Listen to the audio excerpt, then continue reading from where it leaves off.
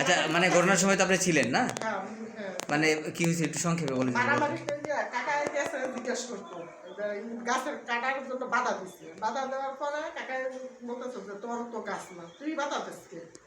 পরে কাকারা নাকি আসছে একটা বরাক বাসের মতো তুমি একটা ছাড়া, এটা চুপ কাটানো ছিল, চুপ কাটানো ছিল। প্রথম এই বাড়িতে দিছে, বাড়ি দিছে পরে পয়রা গেছে পরে যে কমলের ওয়াইফ আইয়া আর বাড়ি কয়েকটা বাড়ি দিচ্ছে, দেওয়ার পরে কাকা একটা পুরাই পয়রা গেছে।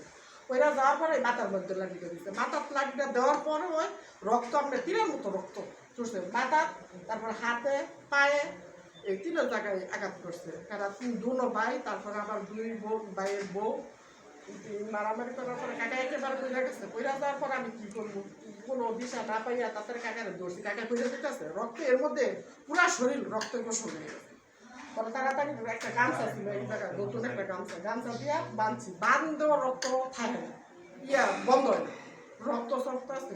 পরে কোনো মতো দাঁতাটা ধরে নিয়ে ওই যে একটা গাড়ি অটো ঠিক করছি, অটো ঠিক করে পরে কাকার আমি গাড়িতে উঠাই দিয়েছি। মানে রক্তমাখা অবস্থা আপনি উদ্ধার করে হাসপাতালের দিকে নিয়ে গেছেন। তখন কি তোমার ছেলে মেয়ে পাশে কেউ আসছিল? মেয়ে ছিল। মেয়ে উনি নাকি পরে আইছিল?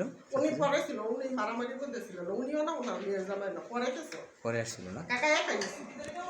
ধন্যবাদ আপনি।